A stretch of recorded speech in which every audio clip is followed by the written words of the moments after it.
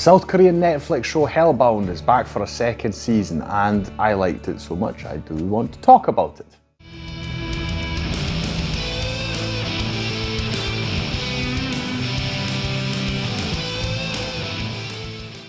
Hi, my name's Stu and welcome to another review video on Flying Wiener. Now, if you're not familiar with Hellbound, I would not be too surprised. While it was a big hit for Netflix, obviously, if you're not a Netflix viewer, or you're not into South Korean shows, then it probably kind of bypassed you. I mean, Squid Game was obviously the big show, and still is, I believe, to this day, the show with the biggest viewing numbers ever.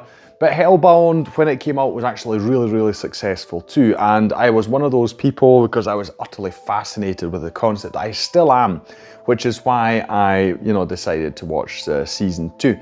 I've watched a few other South Korean shows in the meantime. By the way, I will leave a link to my review of the first season of Hellbound at the end of this video. Yeah, I've watched a few other things. Like one other show that I was really looking forward to is called Sweet Home. I left a review for that on this channel as well for the first season, was really excited for it. I'm currently watching the third season, which is a bit better. Again, the second one was really weird. That really kind of took me out of it. I wasn't too impressed by that. It went off in all sorts of tangents, so I didn't really like that. Yeah, we'll see what season 3 is like and whether I'll talk about it again. But Hellbound, I'm very happy to say the second season is still quite interesting. It continues the very interesting prospect and story that we saw in season 1. So I thought, yes, I need to talk about it. If I can get more people to watch this, I will definitely try and do so, because I really like the concept of the story. Now, if you're not familiar, again, I would really recommend watching the first one. I would say, just as a very sort of quick preface, season 1 is better than season 2, but that's really quite simply for the fact that season 1 just has such a big impact. Going into season 2, you're familiar with the general gist of the story and what's going on, so it is really difficult to top what you see in season 1. If you're not familiar, just as a short recap, we are in basically this day and age, but what happens is that these giant floating heads appear in front of people and give them a decree. They tell them on which day, at which time they're going to die and they're going to be sent to hell. There's no explanation why this is happening. They're not told, this isn't a religious thing where they're like, these are God's angels and they say you've sinned and this, that, and the next way. It's just like, this, you are going to hell on this day at that time. And what happens then, and this is the really ugly part, you might not even know why you're going to hell. Then these three guys, these three demons, I'll call them, they just appear, they beat the hell out of you, literally, or they beat the hell into you, I suppose, and they incinerate the body of the sinner, and yeah, they're dead. And it may sound very simple at first. What is really interesting, what I really liked, I mean, first of all, just the concept of, just someone appearing, in this case, an angel, if you want to call it that, and just saying, you dead, going to hell, you don't even know what you've done. That in and of itself is interesting. What really drew me to this story was what happens to society because of this, because you've got a religion coming up out of this, and they're like, yes, these are sinners and they didn't lead good lives and this is what happens. And obviously a lot of people are drawn to that because you've got this supernatural phenomenon. No one can explain it, no one can avert it, it just happens. We see that nothing that they try will stop these demons from actually getting to the person that they're trying to incinerate.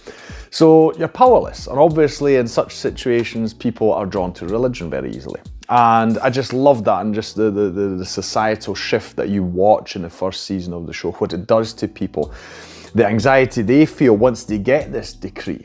Just as a slight spoiler, but one of the coolest things, I mean, it's obviously very devastating, but as someone watching entertainment, it was incredible. There's a real shift that goes on halfway through the first season where a newborn baby gets this decree, and you're like, how does that work? It's just horrifying, of course, if you're the parents, and that's obviously a part of the story. But it's a newborn baby, it can't have done anything wrong in its life. Why is it getting sent to hell? That's the concept of it. I know I've talked quite a lot at length now of it, but that is what really drew me to this. I really love the world that they created here, and the societal stuff that we're watching, the development there. So the second season, you can't say it continues where season 1 left off. That's not true. There's a bit of a time lapse, so a further few years, 4 years I think it is, into the future. So from when this starts, when these demons start appearing, in the first season you've got a time shift of 4 years, and now from the first season to the second one you've got another 4 years. So society has become even more, you could say, engrossed with all these religions popping up. You've got two main ones. You've got the new faith, which seem to, they're like let's put it this way, they're trying to be, they're basically a bit like sort of Christians, Scientologists, from appearance and all these kind of things. That's kind of the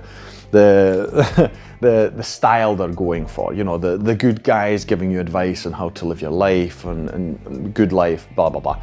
And then there's the second faction, they're called the Arrowhead, and they're quite fanatic. They paint themselves and their face, and they've got all these wild ideas about how it should be done and how you should approach. So you've got two warring factions, religious factions. In that sense, they're warring for obviously the people, the populace, to follow them. And then we've got people who are still trying to sort of bend society back to how it was and try and make everyone realize, this has got nothing to do with religion. We still don't know why these demons appear, what sins people are supposed to have committed, and we have to stop this. That's basically what we see going on, right? And we see the struggle between the three factions. That is mainly what the second season is focused on, and that's actually the best way to describe the plot.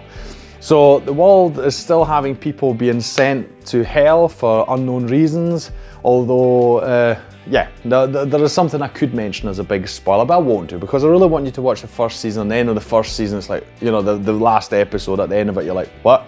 Something happens that recontextualizes everything you've seen.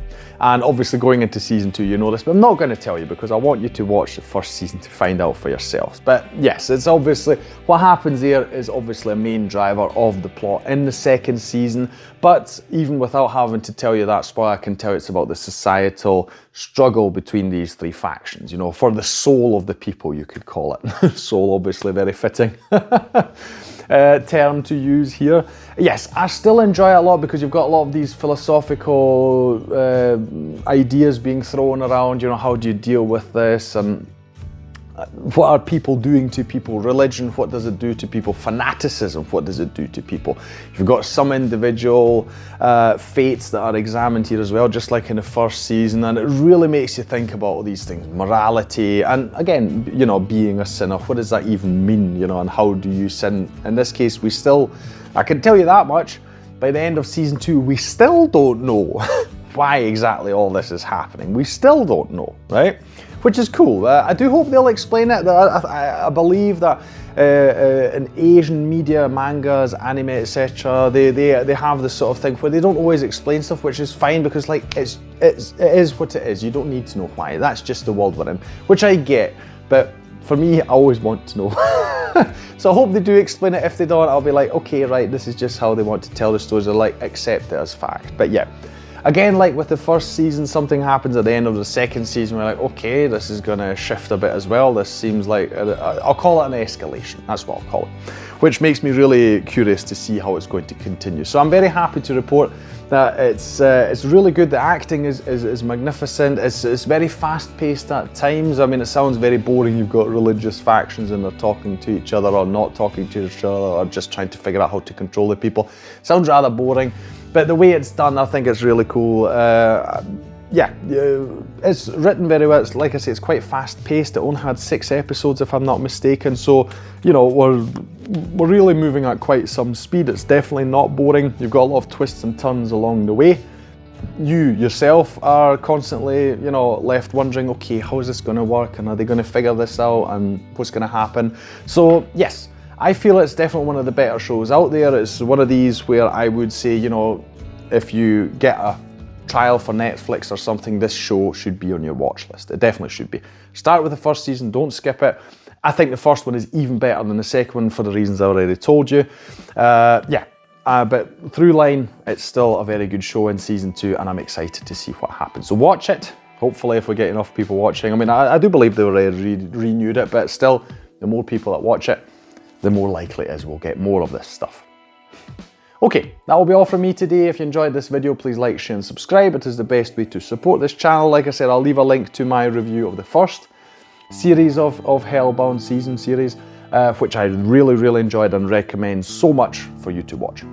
Anything you want to see about Hellbound, or the concepts in there, or what you think may happen in the 3rd season, put all of that down in the comments below. I'll thank you for watching this video, and I'll see you in the next one on Flying Wiener. Take care, bye.